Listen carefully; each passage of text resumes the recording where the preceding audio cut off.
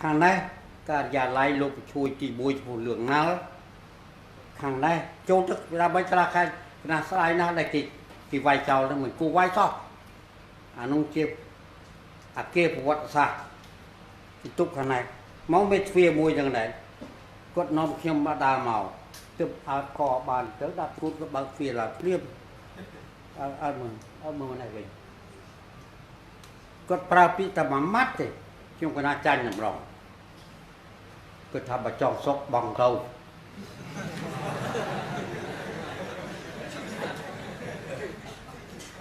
nó khai đọc pi á na đọc pi hàng sập bảy bờ tròn sốc bằng câu trong quần áo nước đây được chưa để quần chặt để quần chặt miền tây ta chẳng lúc nhưng có bát bằng hơi cả nó cũng chút cái quần bằng hơi chết một vinh thôi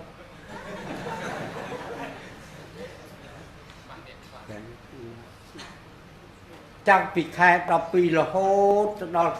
kia phương bị khiết đạt xuống ngâm cho bán bóng đây lại làm nè có bán bóng lỗ đại có bàn sờ lạp không đại còn nay trong cái sông lực vòng chọn tỏ tiệt chọn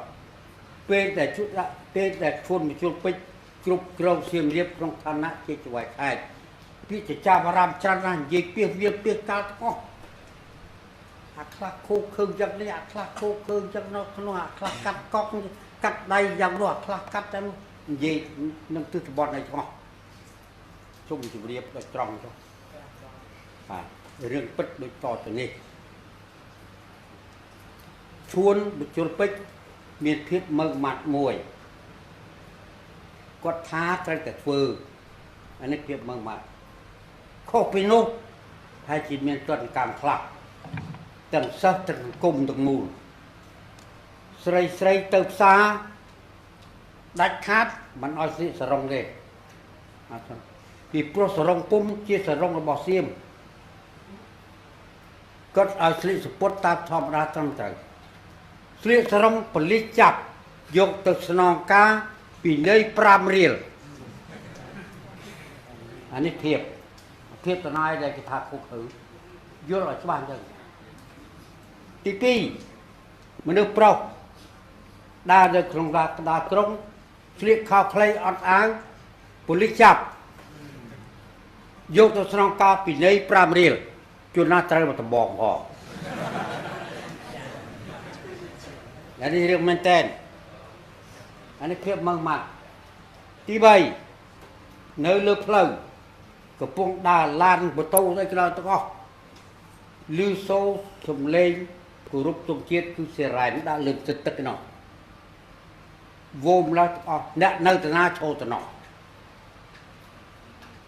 เนี่ยมันโชว์ตนอเติมปีเดียอย่างงดก็เคลียร์กุรุปตรงเจี๊ยในหน้าลานชกตนาเนื้อตนออันนี้ได้เกทาเพียรคู่คือได้เพียบคุกคือยังไม่ติดรุกยังนานยังเยอะว่าได้เชิงกวดว่าตัวและภูมิจังว่าจะสกอลตัวได้ตัวเมียเจ้าเนื้อขังเล็กตึงเปียปริ้นตะบาเปียดอยหรือบอติเฮ็ดดาบชวนปวดที่คุกคือเลยมาเมินnơi pua miền bên úc pi chứ chuyện khúc khứ cứ đòn bằng sư phải đọc ra chứ đòn ngọt vào mấy sư ngọt vào mấy tuột ngọt vào mấy cái nan làm gì cầu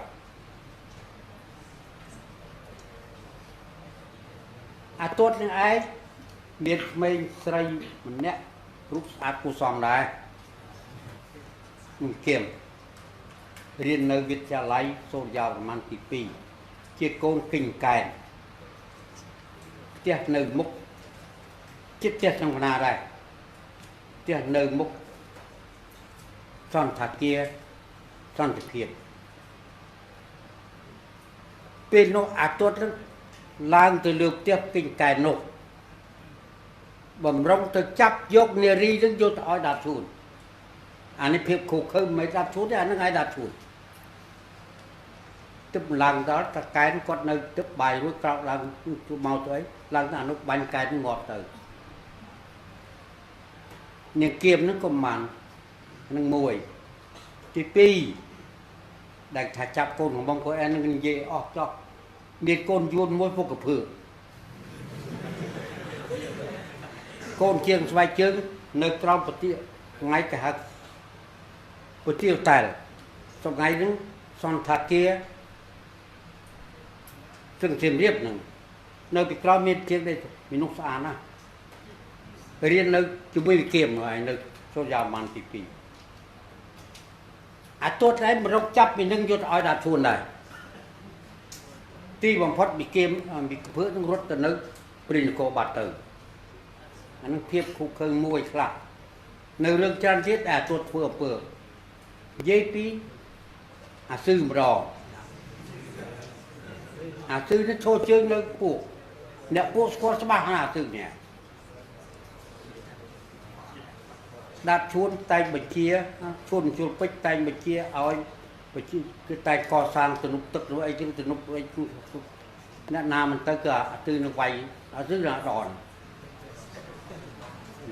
អាស៊ឺនឹងងាប់ដល់ពេលណាខ្ញុំកណានឹងនិយាយក្រោយទៀតបើកណាភ្លេចនឹងនិយាយអានឹងក៏ជាមនុស្សខុសខើមួយទៀតមនុស្សខុសខើទី2ទី3ឈ្មោះផាន់ជាឪពុកមារបស់មេឃុំបដាមួយយឺមថ្ងៃហ្នឹងនៅតែយឺមនៅហ្នឹងអាផាន់ហ្នឹងក៏សំដីបរុសណាស់ហើយអាហ្នឹងគេយកទៅបាញ់ចោលតែមិនច្រាននឹងនិយាយក្រោយណាមួយទៀតឈ្មោះអាឡែមអាឡែមនេះគាត់តែនិយាយប្រាប់ខ្ញុំថាគាត់តាំងពីកើតមកមិនដែលស្គាល់កាត់មិនដែលស្គាល់ផ្សារទេមេចៅនៅទាំងព្រៃខ្លាយជាទាហានដាប់ឈួននេះក៏ខុសខើណាស់ដែរទាំងអស់បុកសរុបដាប់ឈួនខុសខើដោយសារពួកហ្នឹងឯងហើយភាពមឹងម៉ាត់របស់ដាប់ឈួនខ្លាយទៅជាដាច់ការហើយប្រើពាក្យថាដាប់ឈួនជាស្ដាច់ក្រាញ់ថាមិនមែនទេពាក្យហ្នឹងក៏មិនទេពាក្យនឹងថាទេដល់ដាប់ឈួនធ្វើចេះទៅនិយាយត្រង់ទៅចុះថាអានោះឯងផ្ដាច់ការអានោះឯងគេអានោះឯងផ្ដាច់ក្រាញ់អានឹងនិយាយមែនតើដូចខ្ញុំកណានិយាយមិញហ្នឹងបើចង់សុកបងទៅអានោះឯងផ្ដាច់ក្រាញ់ហ៎ប៉ុន្តែការពិតអាកូនចៅដូចជាសហួយបើជានេះស្គាល់ច្បាស់ហើយសហួយនឹងនៅតាណាស្គាល់ច្បាស់ហើយពេលហ្នឹងមិនដែលត្រូវជាមួយអ្នកមាននៅសៀមរាបទេអ្នកមានតែធ្វើវត្តធ្វើវាដូចជាអ៊ុយបំបន់ដូចជាអីហ្នឹងមិនដែលត្រូវគេទេសហួយហ្នឹងព្រោះគាត់ជាបពុដាប់ឈួនហើយខ្ញុំកណាគេចាប់សហួយយកទៅវាយយ៉ាងម៉េចខ្ញុំឃើញនឹងភ្នែកនៅថ្ងៃដូចច្នោះហើយនេះកណានិយាយពីភាពខុសខើរបស់អញ្ចឹងនយោបាយ2ត្រឡប់ទៅដើមវិញមិនចុះសម្រងគ្នាមួយថានៅជាមួយសេអាតូមួយថានៅធ្វើប្រទេសបញ្ចូលបច្ចុប្បន្នប្របាទនរោត្តមសីហនុ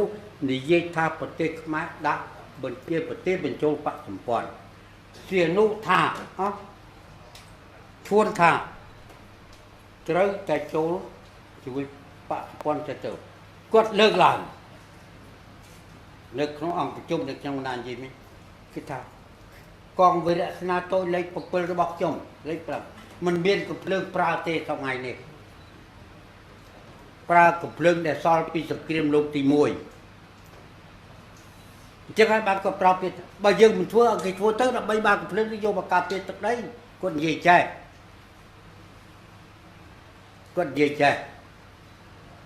អញ្ចឹងនយោបាយពីរបន្ត្រប់គ្នាហើយដូច្នោះមនុស្សត្រូវដើរផ្សេងដើរផ្លូវផ្សេងគ្នាក្នុងតាក់ទងក្នុងនយោបាយក្រៅប្រទេសពេលដែលដាប់ឈួនមិនចុះសម្រុងជាមួយនយោបាយហ្នឹងអាមេរិកចាប់ផ្ដើមទំនាក់ទំនងជាមួយដាប់ឈួននេះតាមរយៈស្លាកពើនោះដែលខ្ញុំនិយាយខាងដើមមិញហ្នឹងស្ ឡាតពៅនឹងក្រោយពីការរៀនបាយពីខ្ញុំកណាទៅតាមជួនបញ្ជូននៅទៅរៀននៅឥណ្ឌាទៅរៀនភាសាអង់គ្លេសរបស់ស្លាតពៅនឹងស្លាតពៅនឹងមានទំនាក់ទំនងជាមួយនឹងចារកម្មរបស់អាមេរិកឈ្មោះម៉ាត់ស៊ឺជាជនជាជប៉ុនជនជាតិអាមេរិកជាភ្នាក់ងារគ្រោះថ្នាក់បំផុតព្រះភ្នាក់ងារចារកម្មនៅក្នុងស្រុកខ្មែរនេះពេលនោះឯងស្លាតពៅជាភ្នាក់ងារចារកម្មរបស់អាមេរិកតាក់ទងជាមួយនឹងម៉ាស៊ូនោះឈ្មោះនេះឯងតាក់ទងជាមួយនឹងវៀតណាមជាមួយយួនតាក់ទងជាមួយសៀមដើម្បីធ្វើនេះទទួលយកនយោបាយមិនចូលបកមិននយោបាយសេអាតូនឯងតាមរយៈស្លាតពៅនេះឯងតាមឯកសាររបស់ប្របាទនរោត្តមសីហនុដែលសរសេរថាលើកុំផ្លូវដាប់ឈួរនោះតែអំពើក្បត់ចូលរួមក្បត់របស់ដាប់ឈួរទៅពេលនោះពេលដែលប្របាទនរោត្តមសីហនុទៅប្រជុំនៅអង្គការសហប្រជាជាតិនៅក្រុងញូវយ៉កបានជួបនឹងស្លាតពៅទៅដែរពេលនោះស្លាតពៅតាក់ទងជាមួយអាមេរិកទាំងឡាយក្នុងរឿងស្រុកខ្មែរនេះដូច្នោះហើយរឿងហ្នឹងកាន់តែមិនអត់មែនទេអញ្ចឹងយួនក៏តាក់ទងជាមួយនឹងស្លាតពៅតាក់ទងជាមួយបងគាត់ដើម្បីចូលរួមក្នុងសកម្មភាពមិនចុះសំណងជាមួយប្របាទនរោត្តមសីហនុឲ្យខ្លីទៅទៀតដោយសារទំនាក់ទំនងកាន់តែស្អិតល្មួតអាមេរិកបានបញ្ជូនជនជាតិយួន2នាក់ខ្លាយទៅជាចិនឲ្យបញ្ជូនគ្រឿងប្រដាប់ឧបករណ៍សម្រាប់តាក់ទងគ្នាពីហុងកុងមកដាក់នៅផ្ទះដាប់ឈួននេះត្រង់នេះគណៈសូមបើកវងចរតិចសូមជម្រាបនិយាយថ្ងៃកន្លងច្រើនណាស់ដីបជួរហ្នឹងផ្ទះដាប់ឈួនថ្ងៃនេះនៅថ្ងៃនេះអង្គភាពការិយាល័យកុមារហ្នឹងផ្ទះដាប់ឈួនរួចផ្ទះលោកហេងផ្ទះលោកហេងលើផ្ទះលោករ៉ិតផ្ទះលោករ៉ិតលើផ្ទះលោកគឹមផ្ទះលោកគឹមលើផ្ទះលោកហ៊ុនហើផ្ទះលោកហ៊ុនហើផ្ទះលោកសុកធឹមគណៈមិននិយាយប្រវត្តិគាត់នឹងមកជួលទៅនឹងដែនដីរបស់គ្រួសារកងទ័ពចាប់ឈួនមកកាលនោះដែនដីជាព្រៃសុទ្ធពេលដែលដាប់ឈួនបញ្ចូលមកបង្កើតកងទ័ពនៅលើទឹកដីធៀបរៀបជំនួសឲ្យកង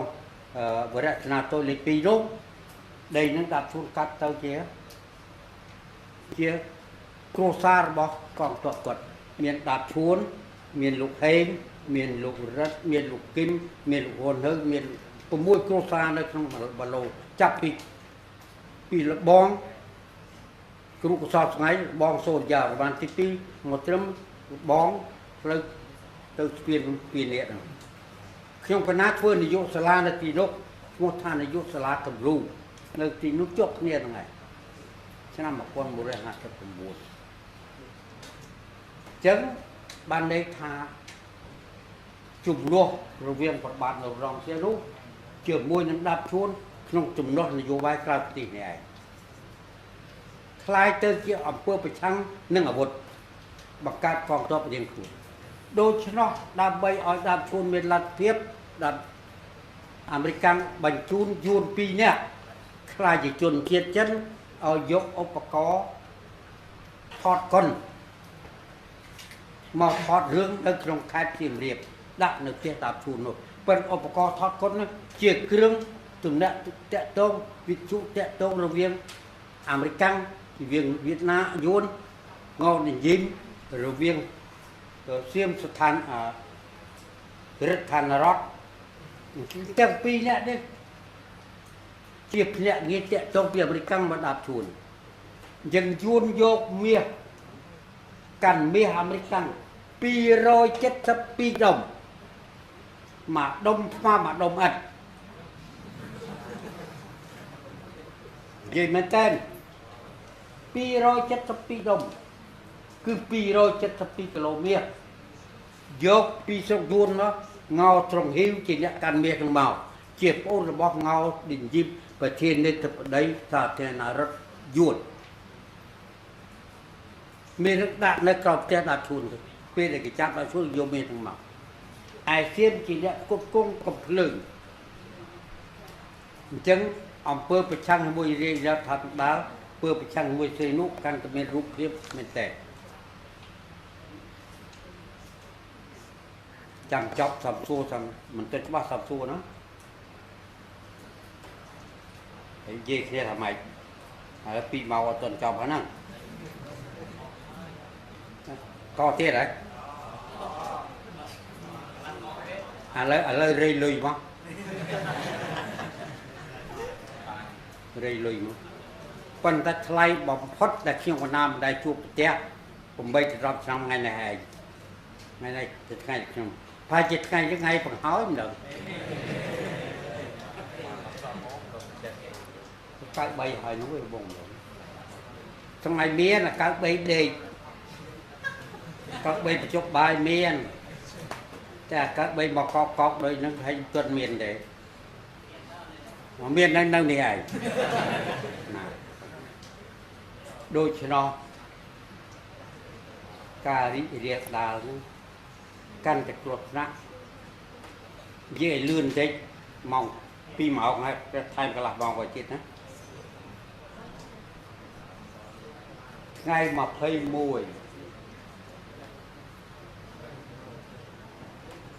ខែ2 1954រឿងទំនាក់ទំនងដាបឈួនជាមួយនឹងពួកសេអ៊ីអាអ្នកងារសម្ងាត់អ្នកងារស៊ើបការរបស់អាមេរិកបែកធ្លាយហើយថ្ងៃ21ខែ2 1959មានកងប្រតិបត្តិការមួយចេញពីភ្នំពេញថ្ងៃនោះឯងដឹកនាំដោយលោកលន់ណុលប្រតិបត្តិការដើម្បីចាប់ដាបឈួនប្រតិបត្តិការនោះមកដល់សៀមរាបចាំឲ្យច្បាស់សូមកុំឲ្យគេថាហើយយើងថាតាមគេខុសមកដល់សៀមរាបខ្ញុំកណាជាសាក់សីរស់ខ្ញុំបានឃើញនឹងភ្នែកបានចូលរួមនឹងមើលគេម៉ោង8ព្រឹកកងទ័ពនេះមកដល់ជន់ខេត្តទីក្រុងសៀមរាបនេះជន់ទីក្រុងសៀមរាបម៉ោង8ថ្ងៃ22ត្រូវថ្ងៃអាទិត្យទី22ខែកុម្ភៈ1959កងទ័ពដែលចេញពីភ្នំពេញថ្ងៃ21មកដល់សៀមរាបថ្ងៃ22ពេលនោះឯងជាកងប្រតិបត្តិការចាប់ដាបឈួនក្នុងរឿងទស្សនៈទំនងប្រឆាំងជាមួយរដ្ឋាភិបាលអញ្ចឹងមួយចំនួនគេចាប់កំពង់ធំអវិរតនាទោលេខ15ឲ្យបញ្ជាការវិរតនាទោលេខ15អង្គុយលើក្បាលឡានជីបគេបើកមក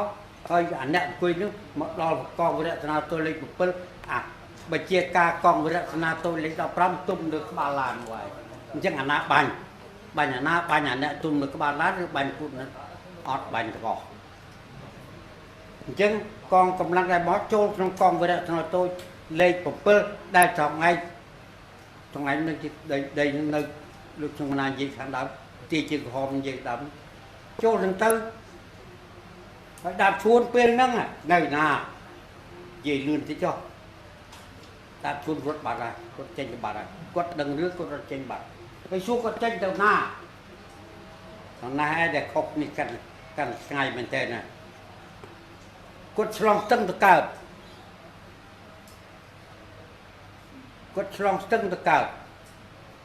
ពេលនោះចាប់ដាបឈួនបានទេឆ្លងស្ទឹងទៅកើតដល់ស្នាសង្គ្រាមមកអង្គណាស្គាល់ស្នាសង្គ្រាមនៅឃុំបលាំងណាពេញថឹងហើយនៅស្នាសង្គ្រាមដាបឈួនទៅដល់នោះដាបឈួនប្រើអ្នកនាំផ្លូវឲ្យមកហៅបងសាក់នេះជាសម្ដីរបស់ជាសាក់ទល់ជាមួយខ្ញុំកណាដែលជួបគ្នានៅឆ្នាំ2008 ជួជាមួយបងសាក់ក៏នៅក្បែរnhưនោះទេដាប់ជួនរត់នៅទេនេះស្គាល់ឲ្យច្បាស់ឲ្យដឹងរឿងនេះច្បាស់កុំឲ្យគេថាកុហកយើងពេញវាទាំងអស់ដល់ទៅអ្នកនាំផ្លូវហ្នឹងហៅបងសាក់មកជួបជាមួយដាប់ជួននៅស្នាសង្គ្រាមអ្នកទាំងអស់គ្នានឹងនាំគ្នាឡើងទៅឡើងលើក្នុងកលែនកាត់ទួតឆ្លងទៅខាងនោះក្នុងកលែនទៅចឹងពេលនោះចាប់ដាប់ជួនបានទេនិយាយពីឈូមដាប់ជួនរត់ដល់ដាប់ជួនរត់ទៅស្លាប់ទៅក៏រត់ដែរស្លាប់ទៅនេះរត់ទៅយកមនុស្សម្នាក់ដែលជាទាហានដាប់ជួនពាក់ព្រឹងនេះដែរឈ្មោះណែបើភ្លេចឈ្មោះគាត់ទៅយកនៅនោះឯងជូនផ្លូវពើរត់ទៅដល់ពាក់ថ្នាំគេចាប់ពើបានមកវិញ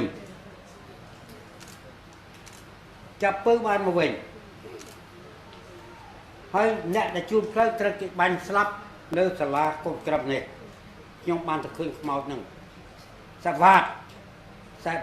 គឺទាហានដាប់ឈួនសាប់វ៉ាតមកឯងគេបាញ់ត្រឹមក្នុងខ្ញុំទៅចូលអង្គមើលខ្មោចនេះអាពើក៏គេចាប់បានមកឯដាប់ឈួនរត់រួច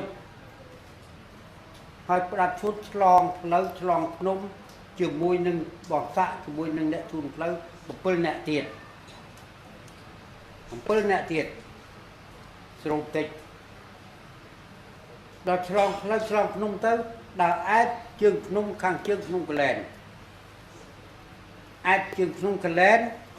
ដើរអែតទៅតាមខ្នារវា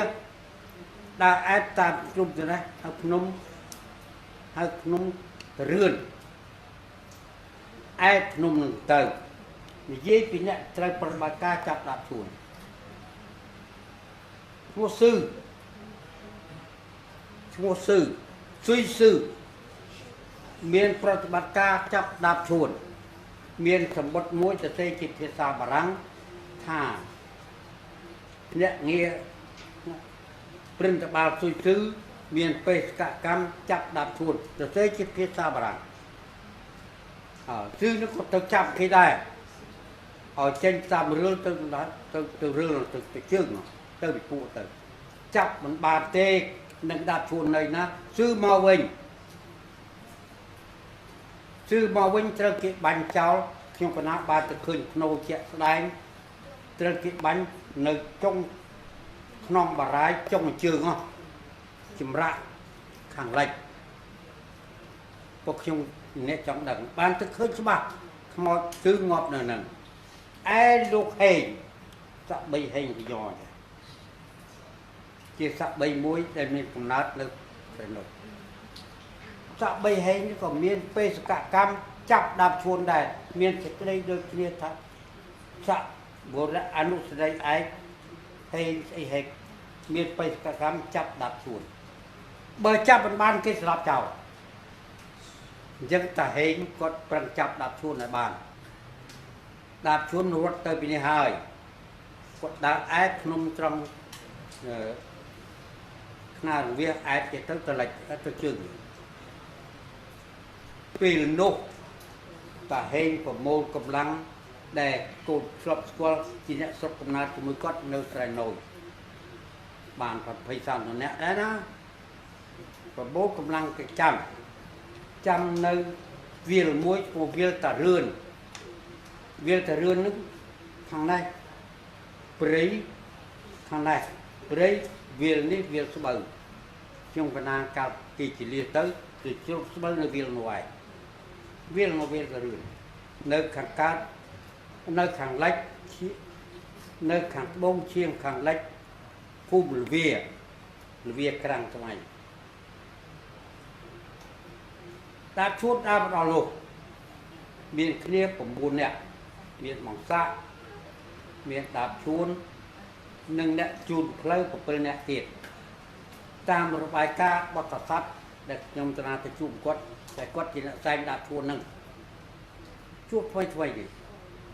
មនុស្ស9នាក់ដែលខ្ញុំត្រូវការពិភាក្សាក្នុងរឿងដាបជួន ជាងគណៈចាំមិនបាច់មើលធ្វើបងដល់ខ្ញុំគណៈបានទាត់ព្រឹត្តិការណ៍ច្បាស់ខ្ញុំមិនបាច់មើលឯកសារទេខ្ញុំចាំមកមាត់ទេមកពេលនោះអ្នកដែលទៅចាំនៅខាងណាដាក់ជួនមកពីនោះព្រៃខាងនោះព្រៃវាលតរឿនព្រៃខាងណាព្រៃវាលតរឿនអត់ណាវាលតរឿនយើងឈរនៅចាំនៅខាងណា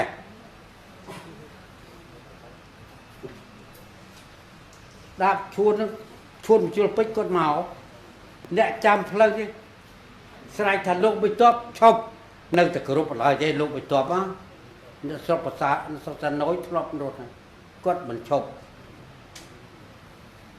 អញ្ចឹងអ្នកចាំផ្លូវបានបាញ់កំភ្លើងទៅត្រូវដៃស្ដាំត្រូវស្ដាយទៅត្រូវដៃមិនងាប់ទេណាត្រូវស្ដាយទេលបួពេលនោះបងសាក់ដែលគាត់និយាយខ្លួនគាត់បានយកមករុំដៃនេះគាត់និយាយដោយមាត់គាត់ជាអ្នករុំអ្នកវោគឺឈួនវាយរុំរួចហើយគេក៏ទាហានក៏ចាប់អ្នកនោះក៏ចាប់យកបងសាក់នឹងចេញពីនឹងគាត់អត់ដឹងរឿងតទៅទៀតទេខ្ញុំបានសួរបញ្ជាក់ហើយសួរថាបងគេបាញ់ដាក់ឈួនទីណាស្លាប់ទីណាក៏អត់ដឹងទេនេះបងសាក់គាត់និយាយចឹងនិយាយចាំងឆោមណាសួរមិនได้ឈ្មោះពិតព្រោះមួយនិយាយឆោមនៅគុនរៀមក្រោយក៏នៅសណោនៅកណ្ដាលហើយនៅណែក្បែរអញ្ចឹងដល់គេបាញ់ទៅគេក៏រុំទៅគេក៏ហៅមនុស្ស8នាក់ពីភូមិស្រែណយបសែងអ្នករបួសដាក់ជួននេះសែងរបួសដាក់ជួននេះសែងយកពីវាលទៅរឿនមកភូមិស្រែណយវិញក្នុងនោះមានតាស័តនៅឡើយទេអ្នកប្រល់ព័ត៌មានរបស់មានតែមនុស្សម្នាក់នៅរស់នេះតាស័តនៅឡើយទេនៅជាក្រុមប្រឹក្សាស្រុកវ៉ារិនថ្ងៃគាត់នៅរស់នៅស្រែណយបើចង់ជួបគាត់មិនជួបមានគ្រូម្នាក់ពង្រៀននៅសាលាយើងធ្លាប់នៅស្រែណយអញ្ចឹងមកសាក់គាត់នៅទៅសែងយកពីវាលតរឿនយកមកទុកនៅផ្ទះប្រធានភូមិស្រែណយអ្នកម្ចាស់ផ្ទះគេដេញចេញទាំងអស់នៅទៅនឹងអត់មានណានៅមានតែទាហានទៅប្រតិបត្តិការហើយនឹងឈួនវាយអញ្ចឹងអ្នកនេះគេទុកថ្ងៃណាចាំខ្ញុំកណានិយាយបើខ្ញុំកណាគិតគូខ្មោចមកដល់សៀមរាបថ្ងៃ3ពេលខ្ញុំកណាចាំនិយាយត្រឡប់ដូច្នោះគេសួរចម្លើយអីសពគ្រប់ទាំងអស់សពគ្រប់ហើយមិនដឹងជាសួរអីខ្លះទេសពគ្រប់ទាំងអស់ហើយខ្ញុំឃើញឯកសារមួយរបស់ប្របាទនរោត្តមសីហនុដែលសរសេរក្នុងរឿងក្បត់បទដាក់ជួននោះបកូនណាថាធ្វើមិនចាប់ឲ្យបានមនុស្សរស់បញ្ជាមកលោកលន់នល់ដែលប្រតិបត្តិការនៅសៀមរាបនេះលោកលន់នល់បានសួរទៅមានបញ្ជាការប្រតិបត្តិការនៅស្រែណយនោះសួរថាលើមិនទៅហើយឃើញសំណេររបស់បកូនណាថាដាក់ឈួនរត់ឥឡូវបាញ់លបួសហើយងាប់រួមទៅនឹងចុងក្រោយបំផុតដាក់ឈួនស្លាប់มันបានយករស់មកទេបើដាក់ឈួនរស់មនុស្សប្រមាណអ្នកទៀតដែលត្រូវជាប់ក្នុងរឿងនោះអញ្ចឹងត្រូវតែប្របាត់ឲ្យហើយនេះជារឿងពិតជារឿងពិតអញ្ចឹងពេលដែលបាញ់ដាក់ឈួនថ្ងៃ28ខែ2ថ្ងៃ28ខែ2ថ្ងៃ1ខែ3ថ្ងៃ2ខែ3ឆ្នាំ1959អ្នកនេះនៅសួរចម្លើយរហូតដល់ថ្ងៃទី2ខែ3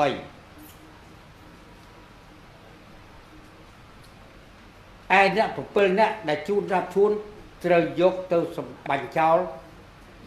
នៅចម្ងាយពីវត្តស្រែណយ500ម៉ែត្រនៅក្នុងភូមិមួយខ្ញុំណាទួលមួយណាផ្លេច បាញ់ចោល7នាក់ទៅហើយយប់ថ្ងៃ2គេយកដាបឈួនចេញពីផ្ទះប្រធានភូមិនោះមកមុខវត្តស្រែណូយពេលនោះឯងគេអត់អ្នកដែលរាយការណ៍អត់ដឹងថាស្លាប់ឬរស់ទេកែព្រឹកឡើងថ្ងៃ3ខ្មោចដាបឈួនមកដល់សៀមរាបនេះបានអញ្ចឹងចាដាបឈួនស្លាប់ពីយប់ថ្ងៃ2ណាដាបឈួនគេបាញ់នៅក្នុងវិលទៅរឿនថ្ងៃ28ខែ2ថ្ងៃ2ខែ3គេយកទៅបាញ់នៅមុខវត្តស្រែណូយថ្ងៃ3មកដល់សៀមរាបហើយខ្ញុំបានឃើញច្បាស់នឹងភ្នែកពេលដែលខ្មោចមកដល់សៀមរាបឃើញច្បាស់នឹងភ្នែកកូនសិស្សខ្ញុំកណានៅរស់ខ្លះនៅឡើយទេនៅរស់ខ្លះស្រីខ្លះនៅរស់អត់ឡើយទេគាត់អត់ឈ្នះទេបើកទ្វារថ្នាក់រត់ចេញមកមើលខ្មោចដាបឈួនខ្មោចដាបឈួននោះឯងគេដឹកនៅរថយន្តជាអង្សេរថយន្តនោះឯងក្បាលបែរមុខមកកើតទុយបែរមុខមកលិចសិស្សរត់ទៅឈរមើលពីមើលពីលិចទៅនៅខាងកើតនៅខាងជើងសាលាខេត្តក៏គាត់បច្ចៈនឹងខ្សែក្រវ៉ាត់នេះមកគាត់ដេកក្បាលទៅកើតជើងមកលិច